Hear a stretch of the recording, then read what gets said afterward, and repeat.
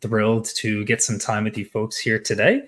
As mentioned, my name is John Donino. I lead up the solutions engineering team here at Barracuda, specifically for the extended detection and response solution. The XDR solution is all about getting visibility across all the common attack vectors, such as networks, endpoints, cloud applications, servers, and email gateways, all backed by a 24/7, 365 security operations center. And what I'm going to do here is show you a bit of a threat simulation showcasing how much damage an attacker can do in as little as 5 minutes. So I think we're going to have some fun here. So I'll go ahead and get this kicked off. You can see here our attacker. They're going to start off. They're located in Moldova, and they're gonna kick this off by doing enumeration. They're basically going to find out, is there any vulnerabilities on this network, and they see that this device has the SSH port open, or port 22, in order to connect to devices. Okay, that's problem number one. But the attacker needs the credentials of that device that they found on the network, right? Just because they can connect to it doesn't mean that they're going to be let through. So they're going to do a brute force attack on that device, and they find the credentials of that device, which in this case, as we'll see when we SSH or connect over to it and enter in the credentials that we just brute forced, it is a firewall device. So a couple key points there. So we're going to do a get system interface, and we can see a couple of connections open here, the WAN connection and the LAN connection. And we're also going to do a get system ARP to see all of the devices that are connected to this firewall. And I'm also going to do a get system session. So this is going to show me all the connections that are happening on a particular device.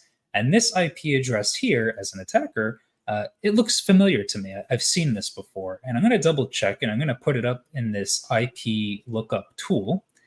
And we could see that this is registered to Microsoft. So I found the victim in the session list. I know they're using Microsoft. So this is going well for me so far.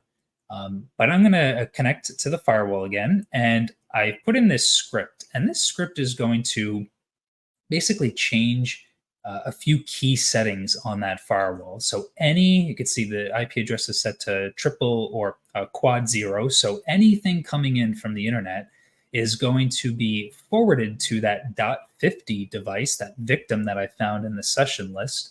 And it's going to forward it over port 3389, which is the RDP port, the port that allows us to remotely connect to something like a Windows PC.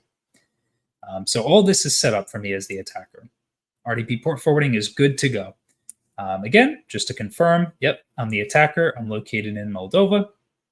And I need the credentials of that user, though, right? That PC is domain joined, so I need their 365 credentials. So as the attacker, I'm going to use another tool, a password spray tool, that gives me that. So the tool is telling me there was a successful authentication on Jack's account using this particular password. So you can see that the tools and techniques that these attackers have at their disposal and use. So we're going to confirm that. We're going to put in Jack's username. We're going to put in his password that the brute force or the password spray tool said worked. And boom, I'm in the account. So we're good. We have the connection through the firewall. We're going to forward over RDP, and we have the username and password of that person, Jack, his PC. So now we're able to remotely connect to it right from the internet. So there we go. But now, as the attacker, I got on Jack's PC. That was pretty easy, but I want to get up to a higher level system. I want to do what we call lateral movement. So I'm going to go ahead and download some additional tools here. And this is a brute force tool. And what I'm trying to do is get from Jack's PC that doesn't have too many rights over to something a little bit more interesting as an attacker, like a server or a domain controller. So I'll go ahead and launch the command prompt here and use my freshly installed brute force hacking tool here. And you can see the file gives me the username and the password of that server. So we've brute forced that, and now we're going to use a built-in Windows tool like Windows PowerShell and use PS Session, which allows me to remotely connect to that computer. Of course, I have those credentials that they're prompting me for from the brute force attack.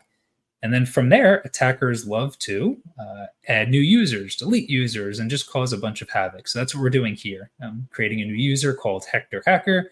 I'm setting the password to never expire, and I'm also escalating my privileges by adding that user to the domain admin group. So that's how much damage can be done in a short amount of time. But as I mentioned, XDR, Extended Detection and Response, is about monitoring all of those key pieces, the firewalls, the servers, the M365. And you could see these really clear but detailed alerts from XDR, like the brute force attack that we detected on that FortiGate firewall device, or from the server side, detecting the new user added to the domain admin group. That's a high impact. That would also come with a phone call from our security operations center. You could see all of the login details for this particular user, right? From Moldova using different browsers. And then finally, if I hop over to the alarm and alert section, here's some more information, some more alerts from the SOC. What did we also do? Well, we did a password spray. We used a password spray tool. We have an alert for that, showcasing all the accounts that got caught up in that password spray. Email breach information, the list goes on. Also, the login from a suspicious country. Remember that Moldova location where the attacker was?